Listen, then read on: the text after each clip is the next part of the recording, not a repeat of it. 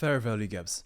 Everyone knows them, a lot of you use them, and I just found the easiest way to actually trade them properly. So I'm back with a new presentation, and today we will talking about what is a fair value gap, how to properly trade them, which time frames to use, mitigated versus unmitigated fair value gaps, body candle closing fair value gap, which fair value gap to take, what about fair value gaps above or below entry, and putting it into practice in an actual live trade. My goal with this video was that this will be the only video that you need about fair value gaps ever again. So really guys, take notes and pay attention because I will tell you a lot in this video and you will actually learn a lot in this video. So what is an FVG? That is basically what we're going to talk about today. Fair value gap. That's what it stands for. Now, what does this fair value gap mean concretely? That there is no trading activity occurred inside of this area. So it represents a price imbalance and that is considered a zone where the market might return into fill or trade back into to establish equilibrium. So a zone in the market that price hasn't been yet, where we think, okay, price might come back into there. And knowing this, we can take advantage of this. So this is what it looks like. This is a bearish fair value gap and this is a bullish fair value gap. Now, how are we going to use them correctly? Again, we have those two examples that we had, the bearish and the bullish fair value gap. We expect price to come back into this bearish fair value gap, and that is why we take our entry, or at least search for our entry. Then we hope to have a continuation lower. Now with a bullish fair value gap, price is already inside of this fair value gap. We search for our entry, we find this, and we hope for a continuation higher. Now, which time frames are we going to use for fair value gaps? And it depends on a couple of things. The first one is your style of trading. And I love how people say, okay, the 1 minute fair value gap is the best, the 1 hour fair value gap is the best, the 15 minute, or you only need to use the 30 minute. It's all subjective, I would say, as it really depends on your style of trading. If you're more aggressive, you're most likely more on the lower time frame. So the lower time frame fair value gaps will be a lot more handy to you. If you're only trading on the higher time frames, what is the purpose for you to search for a lower time frame fair value gap? Now, the second thing is the time that you're able to hold. Again, this comes back a little bit to, are you a scalper, are you a day trader, are you a higher time frame swing trader? And thirdly, the precision that you seek. Now, let's say you are entering on a higher time frame or based on a higher time frame narrative, like I am, but I want to have more precision. That's why I'm going to need a lower time frame narrative and lower time frame point of interest areas like a fair value gap, because I just seek more precision. Now, how do we find the right fair value gap? And first of all, I want to say is that we are going to use the fair value gap as a confluence and not as a concept in a zone. As I've seen a lot of traders online or influencers online basically only using the fair value gap as their sole confluence, and I can already tell you this is not gonna work. If you're just gonna take a buying position on every bullish fair value gap, you're gonna get burned. If you're taking a sell on every bearish fair value gap, you're gonna get burned as well. You have to combine this with at least a couple of factors to make sure you are creating a profitable strategy, or to make sure this is a very good added confluence in your current strategy. So combine this with other confluences, combine this with time, combine this with structure, and see it as a whole picture instead of just the fair value gap. Now, what can other confluences be? Can be order blocks, can be liquidity points. This can be taking out of previous highs and lows. This can be retesting previous highs and lows. There are a lot of confluences out there that you might have for your strategy, but if you combine them with the fair value gap, I'm sure your strategy is going to be stronger in the end. Now combine this with time. Do not take fair value gaps that are formed inside of Asian session and take them seriously basically. Or do not consider fair value gaps that are just way out of session. Just look at fair value gaps that are formed inside of sessions that make sense. So inside of London session, inside of the crossover, inside of New York session. And then also you want to see price trade into these fair value gaps during these time zones. Combine it with structure. So only use bullish fair value gaps if you're trading bullish. Only use bearish fair value gaps if you're trading bearish. Now you can use this as a confluence to trade towards to. For example, if you're expecting price to go higher into a bearish fair value gap, but you're way down here, you can trade towards this bearish fair value gap. But that's the only way you can use the opposite narrative fair value gap against you. Now, we're going to talk about mitigated versus unmitigated fair value gaps. So I would say this is again very subjective. There are not a lot of concrete explanations for this that I see working all of the time. So I'm just going to tell you how I do it. And for me, a fair value gap stays unmitigated until filled completely. So as you can see right here, price comes inside of this fair value gap, but then again, price returns to the rest of the fair value gap. If you think about it, this is still going to be a fair value gap on a higher time frame, right? So for me, it makes no sense to say, okay, this whole fair value gap is now mitigated and price is not going to come back to here purely because of this small move inside of it. Same thing right here. Price moves towards the 50%, but still there is still 50% open where price moves into once more before moving lower.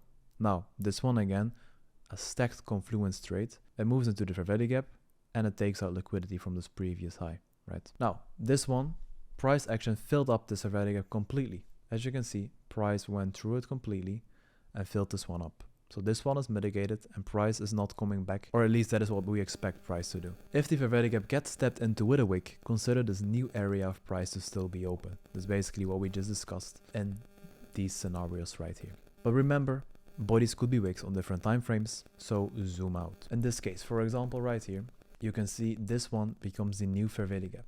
This was the old one, and this becomes the new fair value gap, where price then tends to trade into. Then right here, we have a very big fair value gap right here, but price moves into it with a wick very aggressively, so this becomes the new fair value gap. Now, ideally, you want the body candle close to stay below the 50% or above. It depends from which side you're looking at it. So, right here, price does not cross the 50%.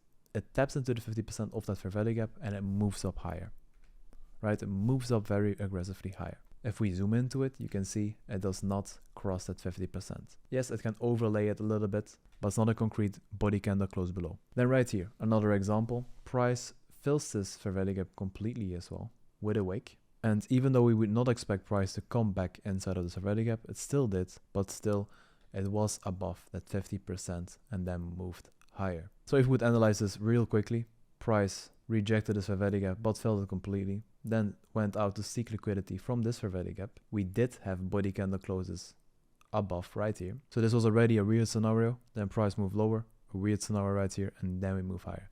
Sometimes the market is going to be like this. It's not going to be 100% like we expect it to be, but if we have it enough times, we can create a serious edge from this.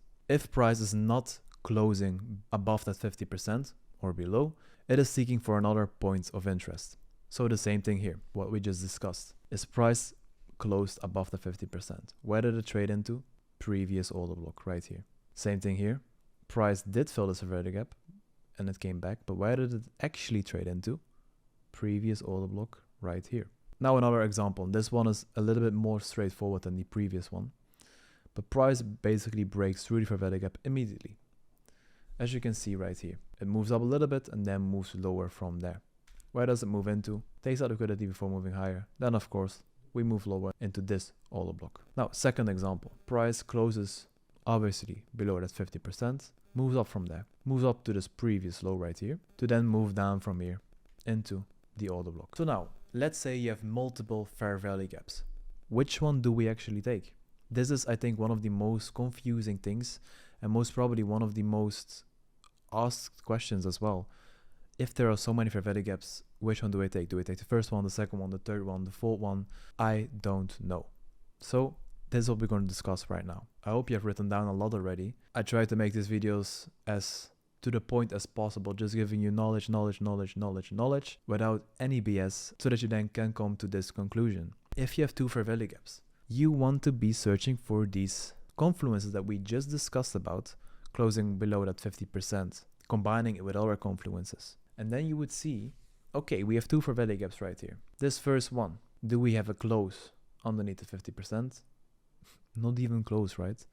It's just going straight through it. The second one, do we have a close underneath the 50% on this picture? No. What did I do wrong on this picture that I should have done? The high right here, but the new close or the new low from the fair value gap is right here. That's why I marked it out like this. And then the middle will be somewhere in the middle of this text, right?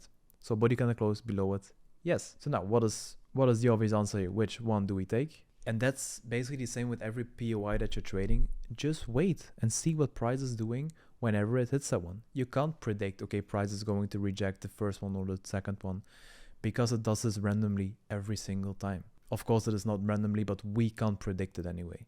So why not just go to price and see what it is going to do? Now, fair value gaps above or below. Let's say we go back to the example that we have right here. But you're not able to take a trade right here because you're not able to wait for price to close below this 50%, for example. So then you have to take this entry. Now, what do you do in a scenario like that? That is what we're now going to discuss.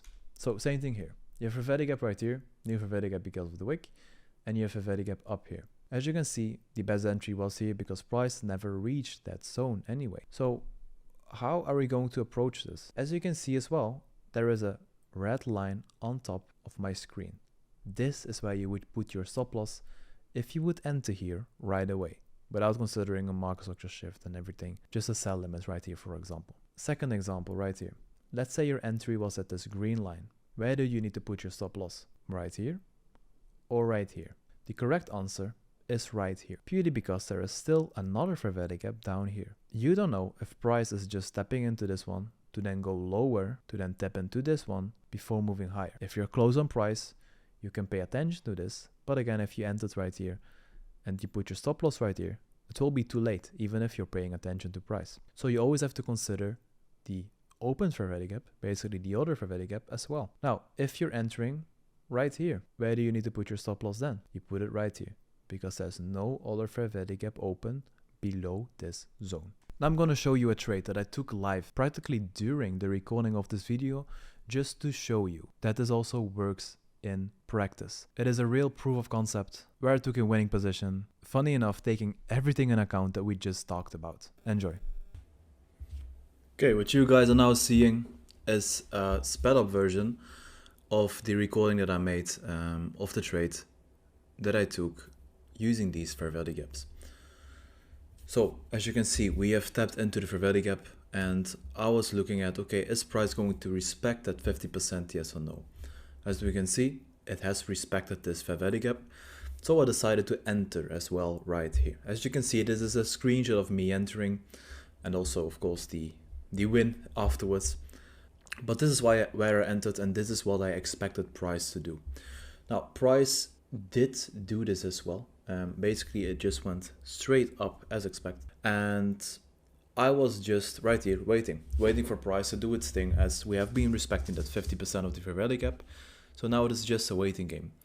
Now I drew out that opposite FVG gap, as it is very important to see, okay, are these opposite point of interest areas, these point of sabotages, going to stand in our way, yes or no? So I went over to the DXY as well to see if there was some correlation that I could use as an extra Confluence. Now right here, as you can see, we had some struggles with those with that 50% for 1 or 2 candles, but then afterwards, bam, we went straight over it. And this was for me, okay, the perfect confirmation. Yes, this one is not a problem anymore. It is in the back. Right here, I actually left my computer to, I don't know, get some food or something, and I saw it flying upwards when I came back. Every candle is 1 minute, by the way. And as we see now, there is a new FVG gap being formed as we speak. Now, my target was 1/2, and this was pretty much a very scalpy trade, purely to show the proof of concept to you guys, where I use everything, and to show that it is very possible taking these trades. Now, this red box that I marked out was basically the beginning of the higher time frame FVG gap where we traded into, as you can see there on the left. That's also why we got that reaction. Now, very important thing to see here. We have a FVG gap that is a 50%. As you can see, it gets ignored. It goes through it. Now you would say, okay, does this mean the trade is over? No, it doesn't. Because there is a FVG gap lower. Remember what I said. If this FVG gap does not get respected, it goes to another POI. That other POI was a FVG gap that was a bit lower there. The second one that I marked out. Very nice to see that it did respect that one to the T as well. So basically from here, price rejected that FVG gap. And now it is finding its balance, finding its way to find liquidity to move up higher. This was just a very simple 1/2 position. I could have targeted way higher, but I thought, okay, quick in and out, as I normally don't do these scalpy trades, but quick in and out to show the proof of concept. I hope you guys enjoyed this video, and I will see you in a bit. Bye bye, guys.